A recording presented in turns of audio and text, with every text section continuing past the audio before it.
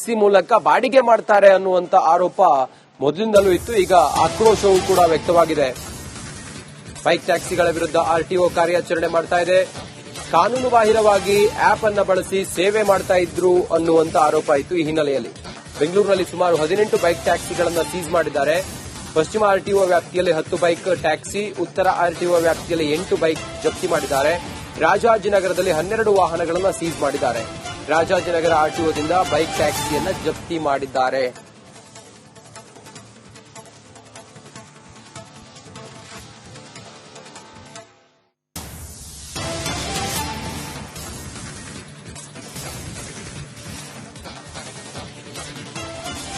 Bike ಟ್ಯಾಕ್ಸಿಗಳ ಮೂಲಕ ಇವರು ಬಾಡಿಗೆ ಮಾಡ್ತಾ ಇದ್ರು ಅನ್ನುವಂತ ಆರೋಪ ಆಟೋದವರೆಲ್ಲ ಮಾಡ್ತಾ ಇದ್ರು. ಯಾಕಂತ ಹೇಳಿದ್ರೆ ಅವರಿಗೆಲ್ಲ ಆಟೋ ಬಾಡಿಗೆ ಕಡಿಮೆ ಆಗಿತ್ತು. ಮತ್ತೆ ಎಲ್ಲ ಕಡಿಮೆ ಬೆಲೆಯಲ್ಲಿ ಆಪ್ಗಳ ಮೂಲಕ ಇವರು ಪ್ರಯಾಣ ಮಾಡ್ತಾ ಇದ್ದದ್ರಿಂದಾಗಿ ಅವರಿಗೆಲ್ಲ ಬಿಸಿನೆಸ್ ಲಾಸ್ ಆಗಿತ್ತು.